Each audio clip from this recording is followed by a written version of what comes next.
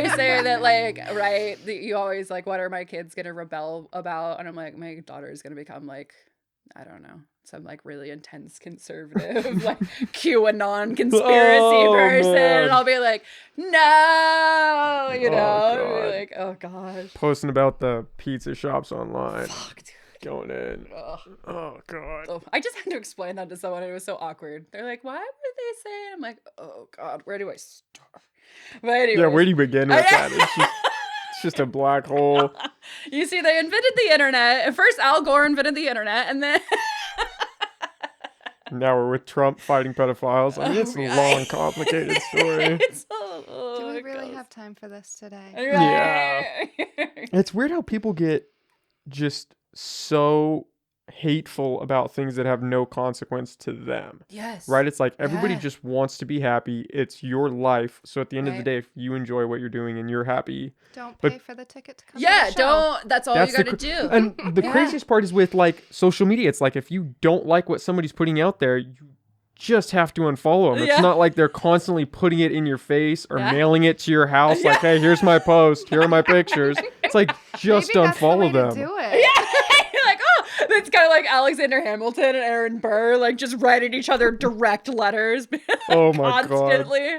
God. That'd be the way to troll somebody. Right? Scheme.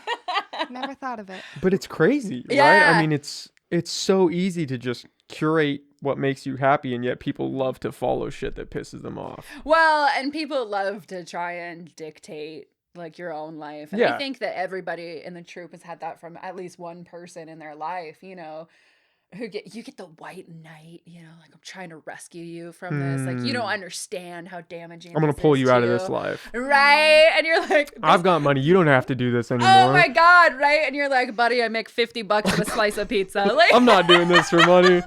That ship sailed. Oh, I was like, I'll take your money and make more customs. Right? Exactly. I always feel super rad. My like, have I been successful is if I made enough tips the night before to pay for the brunch going out. We usually all do brunch the next day. Oh, man. If I can cover brunch, then we're set. We're set. That's all then we need. Oh, victory. You know, like that was a successful night.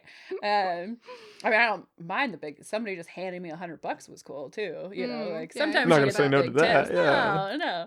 But yeah, you get people who just like, oh, or I love the well, that's fine, but how long are you gonna do this for? You know, like I've gotten the like, oh, you know, when are you gonna stop? When are you gonna stop? I just turned 34. You know, that and tattoos, right? Do you really want to get that? Are you gonna like that in 10 years? Oh, like you're really gonna like that? Or you get the like, well, you're kids, and I'm like, I'm gonna decorate Christmas trees with pasties. Yeah. I know someone who does that. Really? Took all of her old pasties, there you go. used them as Christmas decorations. They're shiny and sparkle. Yeah. Oh no, I mean, there's been times, no joke, when my daughter was really young, because she's like old now. You know, she's like almost a year and a half now. But when she was really young, I remember just grabbing a pasty off the shelf and twirling the tassel just to entertain her. You know, and it works, right? Sure, shiny. But yeah, I mean, people, you know, oh well, this is fine, but how much longer? You know, as if there's some concept. I mean, we had Lillian DeJour. She came and performed, and she was, I think it was 70? 60th birthday. 60th birthday. Well, Shenandoah performed, and how old was Shenandoah? Shenandoah is like legend status. Yeah, she's a legend. She's a burlesque one of those. legend. We call them legends because they're like kind of the founders of like burlesque, modern burlesque, as we know it. They paved the way, you know. They walked so we can run. Yeah, so those are the people that performed in the 70s and all of that stuff. Shot the hot dogs. So, yeah, full circle. So yeah, sometimes some of those people are still performing today, and they're, you know, all in their like Shenandoah had to be in her 70s. 70s. Yeah. When she came out in 2015. Yeah, I mean, it's one of those things. And like Lillian DeJour taught a class when she was up here about sexy at any age. And I think it was like her 60th or 61st birthday or something. Yeah. So I feel like, for burlesque, you definitely have a much broader age range.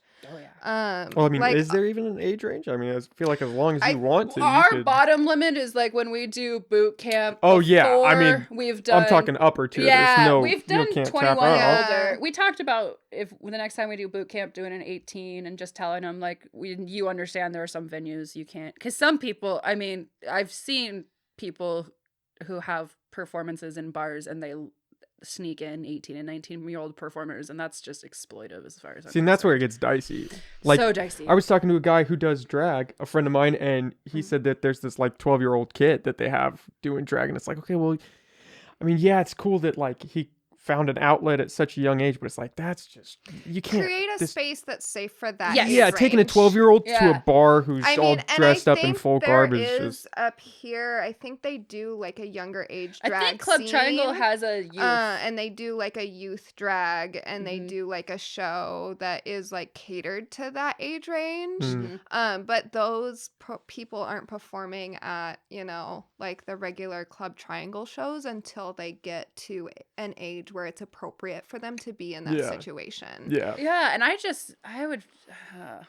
I remember being 18 in places with booze that I shouldn't have been, and it just wasn't good. Like shitty things happened. It's like you just don't, want that. And I mean, everybody makes their own choices and stuff, but like we definitely, do the 21. But I'm trying to think about the oldest local performer. They probably don't want me to say who they are. One of our founders just turned 40. She hasn't performed in a little bit though. I think in the burlesque community as a whole, there's a lot of people that like don't even get into it until they're like 30. Yeah. Oh, easily. Yeah. Easily. And I think we've had a lot of people in like our boot camp here where it's older women like coming back to kind of like reclaim something. Absolutely. And yeah, I mean, it's definitely, there's no age limit. I've seen again with legends on Beehoff stage that will perform, and they like take their walkers out and do their thing. And I've seen bedazzled canes. Oh man.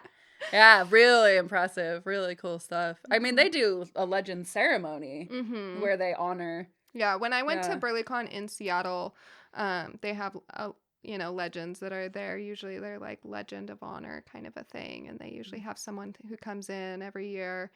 And some of them like teach classes and stuff, and it's really cool.